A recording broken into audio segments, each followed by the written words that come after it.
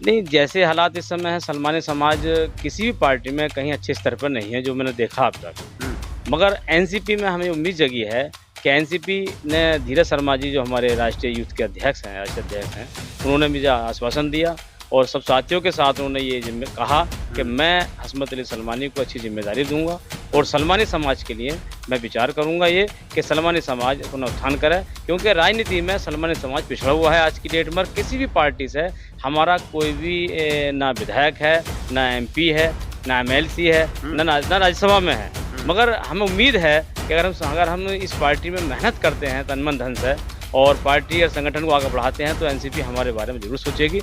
ये अध्यक्ष जी ये दोनों सारे लोग इधर हैं।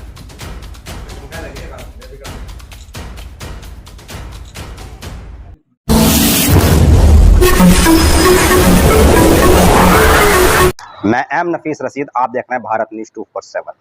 राजनीति में उठक-पटक चलती रहती है, पर कभी-कभी ऐसा हो जाता है कि उम्मीदें ज़्यादा पल जाती हैं, तो उसी को लेकर भी हम लोग देखते ही रहते हैं कि भई किस तरह से कौन-सा समाज, कौन-सी पार्टी क्या वादे कर रही है और क्या उसके इरादे हैं। इसी चीज़ को आज फिर देखने को एक बार मुझे मिला है एनसीपी कार्यालय के अंदर, यानी कि नॉर्थ एवेन्यू नई दिल्ली के अंदर एनसीपी कार्यालय के अंदर मैं मौजूद हूँ और यहाँ पर सलमानी समाज के कई सारे लोग आए और एनसीपी में सदस्यता ग्रहण की। कराने वाले धीरज शर्मा थे और करने वाले सब लोग यहाँ पे मौजूद हैं। हसमत साहब, जानना सबसे पहले यही चाहूँगा कि जिस तरह से एनसीपी तो महाराष्ट्र तक सिमट जाती है और आप उत्तर प्रदेश से हैं और कहीं न कहीं बात ये भी आ जाती है कि भई बड़ी मेहनत करनी पड़ेगी एनसीपी में और आप सदस्यता ले रहे हैं।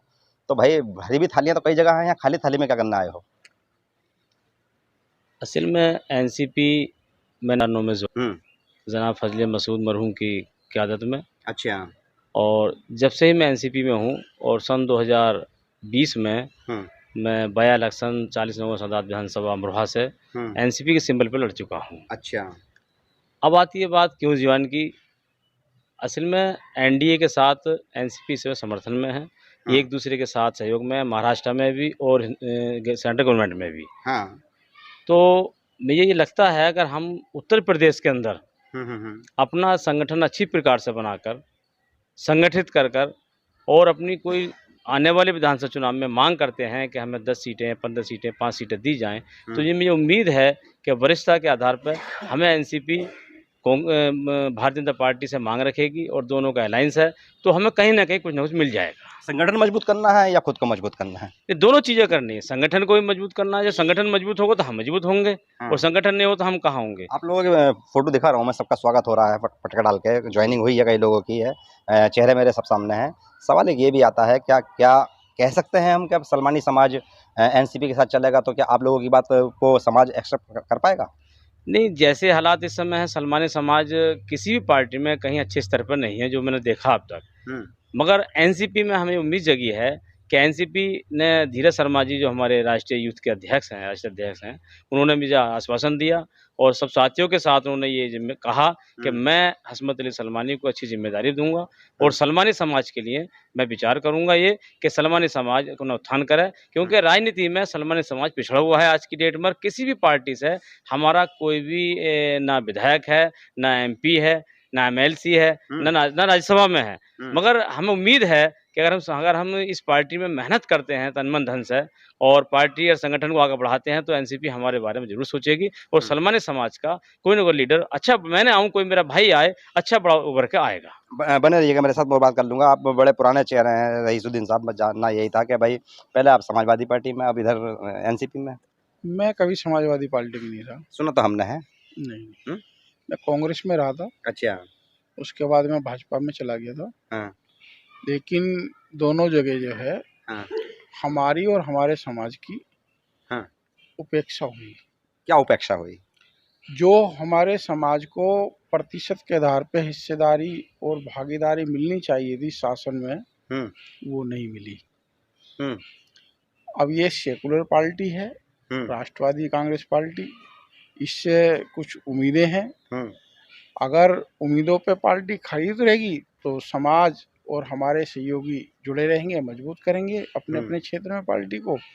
अगर हमें यहाँ भी धोखा मिलेगा हुँ, तो फिर कोशिश करेंगे कि हम अपना ही कोई संगठन या पार्टी बनाएं और हम संघर्ष करेंगे हिस्सेदारी और भागीदारी भारतीय संविधान के अनुसार भारतीय राजनीति में लेने के लिए। ये बड़ी मीठी धमकी हुई आपकी? ये धमकी नहीं है, ये हमें जो है अपना हक चाहिए। अच्छा, तो हक की बात यह है कि कांग्रेस में तो सलमानी समाज बड़े दिनों से लगा रहा। कई बार सवाल आते हैं कि भाई मिल क्यों नहीं रहा है, तो छूट मामला कहाँ जाता है? देखिए, बात पत्रकार महोदय ये है कि जो 2% के हैं वो सर्वोच्च पद पे हैं और जो 50% के हैं उनका कहीं नाम निशान नहीं है। तो व्हाट्सएप ग्रुप से निकालो ना सबको। व्हाट्सएप ग्रुप से जो है एक जागरूकता ही है। अच्छा, नौजवान पीढ़ी में जो हमारे पढ़ी लिखी पीढ़ियां हैं और उभर के आ रही है सामने, नौजवान बच्चे हैं, उनमें जागरूकता आ रही है। उस जागरूकता के आधार पे वो भारतीय राजनीति को और अपने हक और हकूकों को पहचानने की कोशिश कर रहे हैं, जिससे कि वो आने वाले समय में हम ना रहेंगे, आप ना रहोगे, लेकिन दुनिया रहेगी और दुनिया रहेगी तो इंसान रहेंगे और इंसानों को अपने हकूकों की लड़ाई लड़नी चाहिए। उन्हें हासिल करने के लिए कदम दर कदम बढ़ाते रहना चाहिए। माना जाए कि भाई यूथ और यूथ के साथ साथ बुजुर्गों का नसीब जागने वाला है क्या एनसीपी से? देखिए, नसीब जगाने वाला तो हम इस्लाम को फॉलो करते हैं, इस्लाम को मानने वाले हैं, अल्लाह की जात है। कोशिश करना हर इंसान का फर्ज है। ये हमारे नबी हैं, उन्होंने भी कहा है कोशिश करनी चाहिए। और आपने एक फरमान ये भी दिया था कि अगर तालीम हासिल करने चीन जाना चाहिए तो वहाँ भी जाना चाहिए। तो हम तो अपने मुल्क में हैं, देश की राजनीति में हैं। एक पार्टी के नसीब जागने की बात ये आती है कि अगर मान लो मैं ये सवाल करूं क्या एनसीपी अपने मैनिफेस्टो के अंदर आप लोगों के आने के बाद में या आप लोग जब आ गए हैं तो क्या इस मैनिफेस्टो के जरिए एनसीपी के मैनिफेस्टो में बदलाव करवा पाएंगे कि अनुच्छेद 341 पर या जिस तरह से आरक्षण की आप बात भी कर रहे थे वो मिल जाए हक अधिकार, तो क्या अपने मुद्दे बना पाएगी एनसीपी? ये आपका बहुत अच्छा सवाल है पत्रकार महोदय। जो 74 सालों से अनुच्छेद 341 के तहत मुस्लिम जातियों के साथ भेदभाव किया जा रहा है, हम उसकी मांग रखेंगे और हम कहेंगे कि इसमें जो है बदलाव हो। जो हिंदू नाई को सुविधा सरकार केंद्र और राज्य से मिल रही है, मुस्लिम नाई को मिलनी चाहिए। जो सुविधाएं हिंदू धोबी को, हिंदू तेली को, हिंदू जो जाटव हैं, वाल्मीकि समाज से हैं, उन्हें मिल रही है, वही मुस्लिम जाटव, वाल्मीकि और धोबियों को और तेलियों को, जो भी पसमानदा और अन्य स्कूल कास्ट जातियां हैं मुस्लिमों की, उन्हें मिलनी चाहिए। जो एक सबसे बड़ी अड़चन अनुच्छेद 341 पिछले 74 सालों से बनी हुई है। प्रफुल्ल पटेल जी, सुन लो, मुद्दे गिना रहे हैं ये, जो कि मैं समझता हूँ कि आपके लिए आने वाले टाइम में ये करने पड़ सकते हैं। जितनी संख्या आप लोग दिखा रहे हैं आज, क्या इस संख्या को बढ़ा सकते हैं एनसीपी के लिए? देखिए पत्रकार महोदय, आप पता नहीं कैसे सवाल कर रहे हैं, लेकिन एक आपके सवाल से पहले मेरे एक ये सवाल है कि कोई भी पार्टी एक हिंदुस्तान में बता दो जब से मुल्क आज़ाद हुआ है कि कोई एक पार्टी एक जाति और एक धर्म पे चल रही हो आज तक। हर पार्टी को हर जाति का, हर धर्म का सहयोग चाहिए।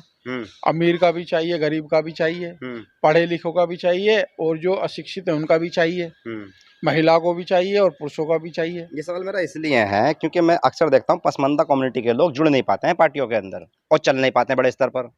पसमानदा जो कम्युनिटी है वो इसलिए नहीं जुड़ पाते हैं कि क्योंकि उनका रोजीना की खाना कमाने का मामला होता है।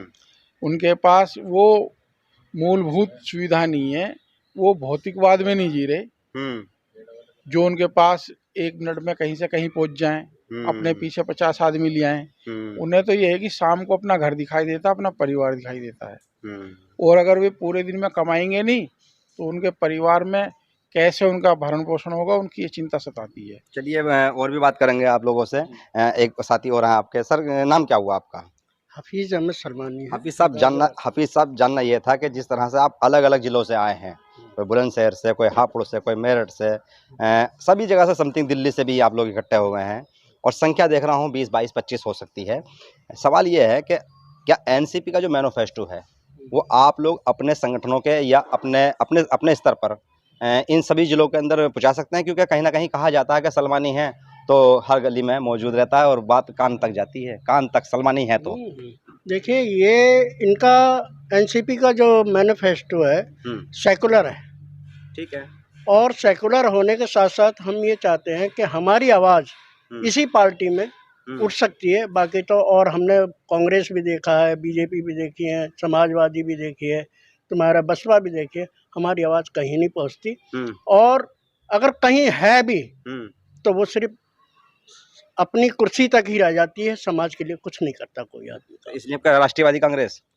हाँ, इंशाल्लाह कोशिश तो है, अब ज्वाइन किए है तो इंशाल्लाह काम करेंगे। तो ज्वाइन की तो सीट भी मांगोगे? हाँ, सीट मांगेंगे, हाँ? हक भी मांगेंगे अपना। अच्छा, हाँ, हक भी मांगेंगे। चलिए ये तैयारियां हैं। हसमत साहब, आखिर में बात करना चाह रहा था, जब भी लोग जुड़ते हैं तो उम्मीद करते हैं, क्या क्या उम्मीद लेके आए हैं सबके सब? नहीं, उम्मीद तो करते हैं, मगर उम्मीद के साथ साथ बात यह है कि जहाँ हम गुंजाइश होती है उम्मीद की जाती है। हाँ। एनसीपी में इस समय गुंजाइश है और हम सब लोगों का समायोजन हुआ है, एडजस्टमेंट किया गया है। हमें उम्मीद है कि यहाँ पद भी मिलेंगे और हमारे मानक के अनुसार हम मांग करेंगे तो हमें विधानसभा, लोकसभा और छोटे-छोटे चुनाव जिला पंचायत वगैरह सब आदि में हमें सीटें भी मिलेंगी और इसकी आवाज़ माननीय धीरज शर्मा यूथ के जो राष्ट्रीय अध्यक्ष हैं, उनके द्वारा अजीत दादा पवार तक पहुँचाई जाएगी। हम इस बात से संतुष्ट हैं और हमें पूरी उम्मीद है। अजीत दादा की बात कर रहे हैं आप, और गठबंधन में सरकार चल रही है भाजपा के साथ में। सवाल ये है कि जिस तरह से नरेंद्र मोदी ने अचानक स्टैंड लिया है वक्फ बोर्ड का, और उसके अंदर जो जिन लोग बैठे हुए हैं वो कि आज ये शोर मचा रहे हैं कि इस्लाम पे हमला है, एनसीपी और कांग्रेस का गठबंधन है, कैसे जवाब देंगे समाज के बीच में पहुंच के आप? अब ये जो आप बात बता रहे हैं, देखो अजीत दादा पवार ने अभी महाराष्ट्र में एक आवाज़ उठाई कि मुस्लिमों को 5% आरक्षण दिया जाए।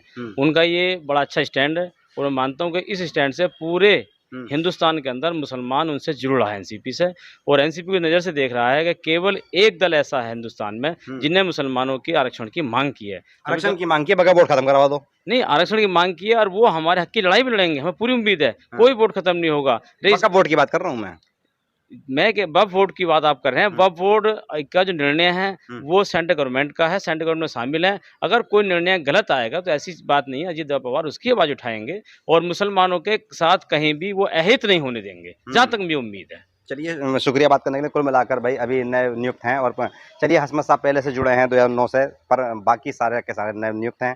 कई सारी उम्मीदें लेके आदमी आता है और ये उम्मीद करता है कि भाई चलिए अब सत्ता के सहयोगी दल में हम लोग शामिल हुए हैं तो कुछ ना कुछ बड़ा करने की कोशिश करेंगे। अब देखना यह है कि समाज एनसीपी के मैनिफेस्टो को एक्सेप्ट कर पाता है या नहीं कर पाता, क्योंकि इन लोगों ने तो वादा कर दिया होगा कि हम लेके जाएंगे बीच ग्राउंड पर पार्टी के उस मैनिफेस्टो को जो चाहती है आगे बढ़ाना, पर बात ये आती है कि समाज कितना इसको एक्सेप्ट कर पाएगा। मैं एम नफीस रशीद, आप देख रहे थे भारत न्यूज़ 247।